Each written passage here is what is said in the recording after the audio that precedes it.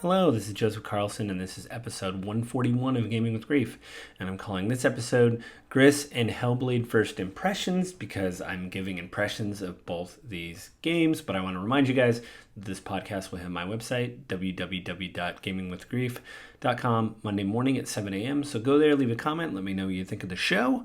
Or you can write me at Gmail at gwgpodfellows@gmail.com. That's gwgpodfellows@gmail.com.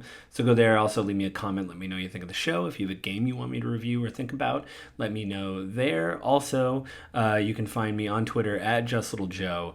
And always remember to subscribe, like the podcast. I'm on Apple iTunes and the Google Play Store. So go there, leave me the likes, the subscribes, stuff like that. But yeah, I'm basically continuing this trend this year of doing quick impression podcasts and then going into a spoiler cast. So I want to talk to you guys about a game called Gris. I believe that's how you pronounce it. This game came out in 2018, several years ago. And I don't know how to pronounce it. Several people have tried. Gris. I don't know if that is Spanish or French. It seems like no one can, even Wikipedia doesn't say for sure. But you can get the game from, the game came out on December 12th, 2018. It was developed by Nomada Studios. It's on, it's available for Windows, so basically Steam. Right now on Steam, it is on sale for $5.09. So as of recording, it's on sale. You can go there, pick it up on Steam. You can also find it at the App Store. It's $4.99 on the Google Play Store. It's $9.99 on the Apple, the App Store. And on the Nintendo Switch right now, it is $16.99. Luckily, though, about a year ago, my wife bought this, so I was able to just play it using her copy. I played it on Nintendo Switch. The game is very short. It's about probably 3 to 4 hours long. So I woke up early this morning, started the game, and then beat it. So I had kind of you get a good feeling when you complete a game like that. But just giving my initial impressions, this game is like a watercolor painting. You play the main character, a girl with a dress that changes color with the environment. You start the game. This is the very opening scene of the game, so this part isn't really a spoiler. You start in the palm of a woman's hand. The woman is actually a statue. It's a statue of a female. The statue is cracked. She's holding it in the palm of your hand. You attempt to sing out, but the statue crumbles and you fall to the ground. Everything around you is black and white. There's this hand-drawn animation that reminds me of like old cartoons from like the 70s or 80s. There's a film grain over the top of the protagonist, the girl. I guess it would be Gris. I don't know. I don't think they really say that. Officially, their website, I'll just read from the Devolver Digital website. They're the people that publish the game. But they have about the game section. It's a narrative watercolor work. And I'm just going to read this. So, Gris is a hopeful young girl, so it actually is the name of the protagonist. Gris is a hopeful young girl lost in her own world, dealing with a painful experience in her life. Her journey through sorrow is manifested in her dress, which grants new abilities to better navigate her fated reality. As the story unfolds, Gris will grow emotionally and see her world in a different way, revealing new paths to explore using her new abilities. Gris is a serene and evocative experience, free of danger, frustration, or death. Players will explore a meticulously designed world brought to life with delicate art, detailed animation, and an elegant original score. Through the game's light puzzles, platforming sequences, and optional skill-based challenges will reveal themselves as more of Gris's world becomes accessible. And yeah, so basically in the game, you find these glowing orbs which turn out to be stars. They follow you around until you get to certain sections of the game, and then you unlock an ability. The first one you unlock is the ability for your dress that you are wearing to become a brick and weigh you down, so you can break through the floor or drop quickly or become a weight, and that opens puzzle options. Then later there is more there's more stuff going on. You get more abilities, which again, this is just a first impression, so I'm not gonna go over that. I was really blown away with this game, and when I was thinking about how to cover it, it came up on many lists of possible like games dealing with grief. There were several lists that I read that Gris kept coming up and up. So I thought, well, since my podcast is about games with grief, I should probably cover Gris. And I did. I really enjoyed it. I'm still thinking about it a lot, even though I just beat it this morning. It's pretty amazing. I wholeheartedly recommend it. There is no dialogue in the game, but I will say this. The score, and there's actually there's a woman singing, which I'll find out for the spoiler cast, because that I couldn't find, but I'll do a little bit more research for that.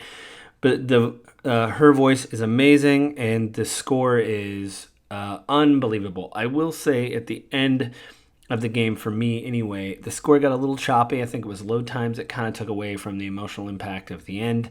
But other than that, I really enjoyed the game. I thought it was pretty amazing how something so abstract with no dialogue, only a few notes sung here and some sound effects. Again, like the website says, there is no death. If you fall, you just fall to a lower platform, because there's a lot of platforming in the game, so you have to jump up and find your way through the environment. And there's really no fail state. There was only one time that I got pushed back because it was you couldn't see. And so you can't see, so you have to like turn around until there's light. And it was the only subtle time where the game really pushed back and said like, hey, again, I played it on the Switch. It ran fairly well until the end, which you could argue is probably the most emotional part of the game. So you don't really necessarily want that ruined.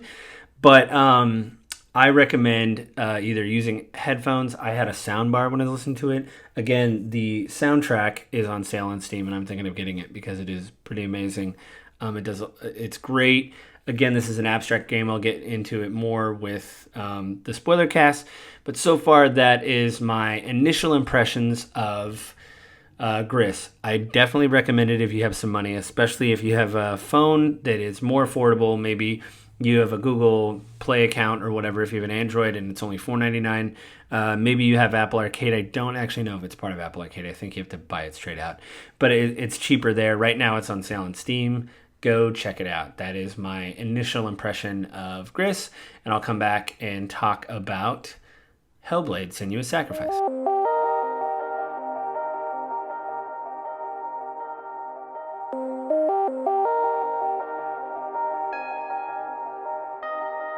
Hello, I'm back. Let's now talk about Hellblade: Senua's Sacrifice. I played this on Xbox Game Pass. Ninja Theory, the developer, is actually owned by Microsoft now. So it is part of Game Pass, and it looks amazing. But let me give you guys a little bit of background. So this game was released again on Xbox, but it had several different release dates because it came out on everything from Windows. It came out on Windows and PlayStation on August 8th, 2017, Xbox One on April 11th, 2018, the Nintendo Switch on April 11th, 2019, and the Xbox Series X or S on August 9th, 2021.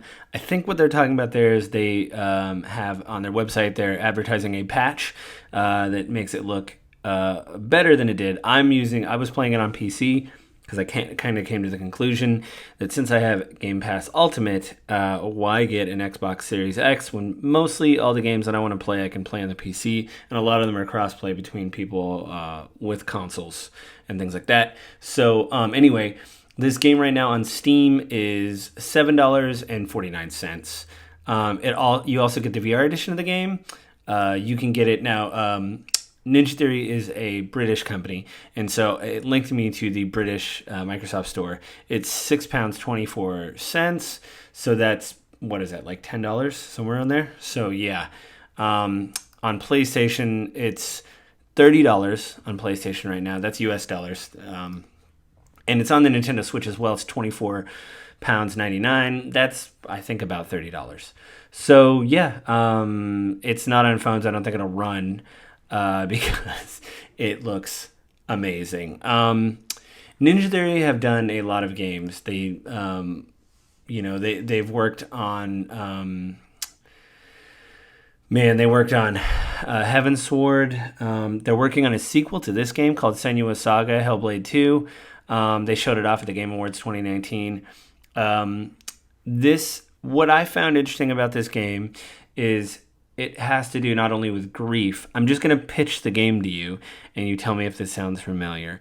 A woman is on a journey to put her husband's soul to rest in Norse mythology, to go over the bridge of hell to Helheim and basically put her husband's soul to rest. At least that's the initial setup, what I've got through the game so far.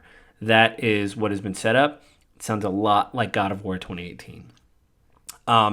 What I think is interesting is this takes more of a horror tint where you basically have your husband's head in a burlap, encased in burlap kind of with you.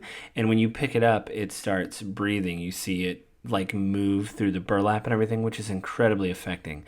Another thing that I think makes this game incredibly unique is when they were developing this game, they wanted to talk about Senua's struggle, the main character, her struggle with psychosis. And so they worked with, what are they called? I think they came up before. The Wellness Foundation, I think is what it's called. Anyway, the Wellness Trust. So they really wanted to highlight psychosis. And there's a quote here that I found. Quote, "It's been refreshing to see a representation of psychosis in which the person isn't just a sort of passive receptacle for madness. Senua is a hero of her own story, trying to make sense of her experiences and work her way through them. That's incredibly destigmatizing. In representations of mental illness on screen, usually have the illness first and then a two-dimensional character attached to that. In this case, the character is fully formed and they are not defined by their condition." So when you start playing this game, they recommend that you put headphones in. And the voice actor did a very good job, which I'll talk more about that in the spoiler cast. But what they do is they do an amazing job with the audio mix, and you hear her thoughts, who I think they use different voice actors because there's a different timbre and less of voice. I mean, it could be the same voice actor. That's one thing I'll bring up in the spoiler cast. But what it is that you hear her thoughts. She's doubting herself. She's taking this boat to the shore of, the damned, basically, and trying to get to this bridge of Helheim. And you hear her thoughts say, you should turn back. Don't do this. Why are you doing this? You'll never make it. And it's her dealing with psychosis. And there's this amazing part. This is in the very beginning of the game. So again, this isn't much of a spoiler. There's an amazing part when they're talking about her, like, why is she doing this? She won't be able to make it, get back in the boat, turn around. And she looks at the camera and the voices say, shh, she hears us. And they all get very silent. And Senua looks at them and then turns around and goes on her way. And I think that's an amazing, it was an amazing part of the game. And that's in the first few minutes.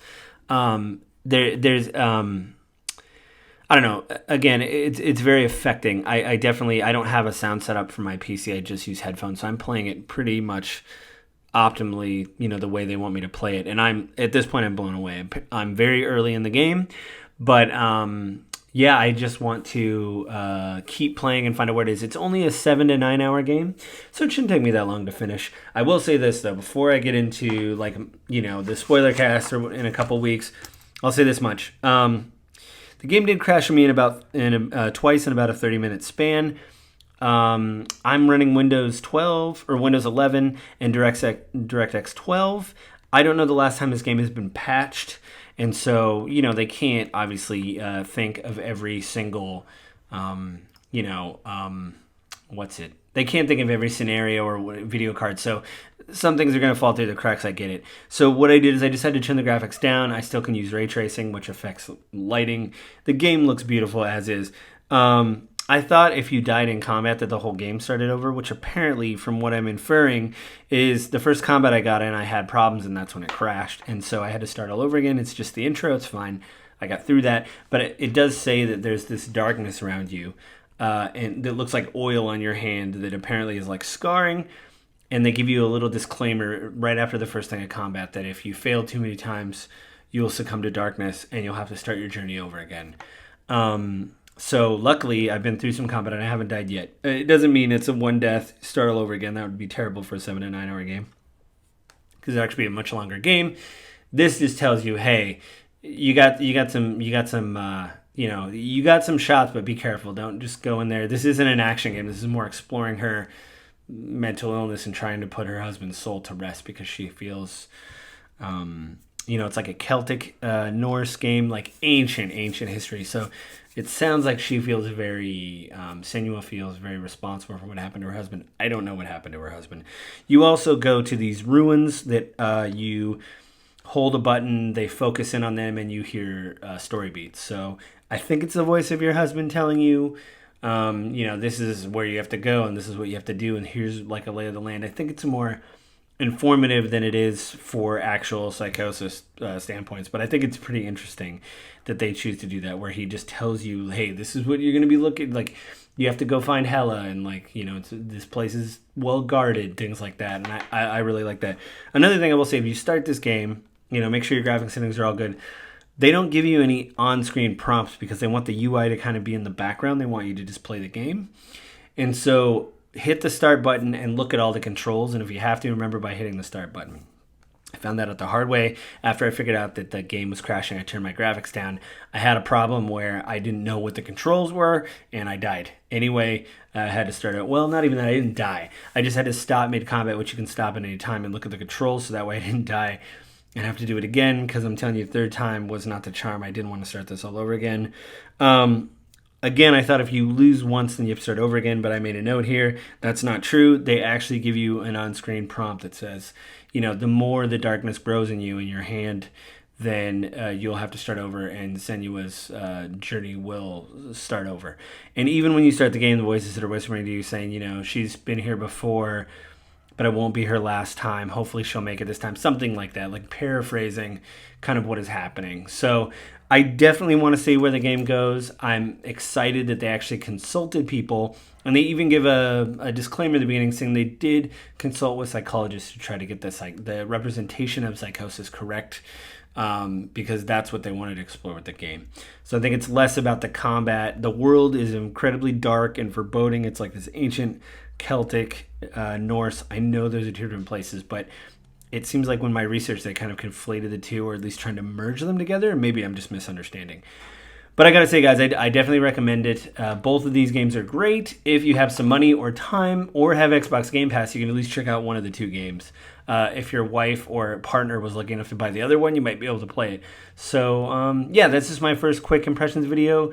I hope you guys enjoyed it. I will do the spoiler cast for Gris next episode, and then followed by the Hellblade Senua Sacrifice spoiler cast.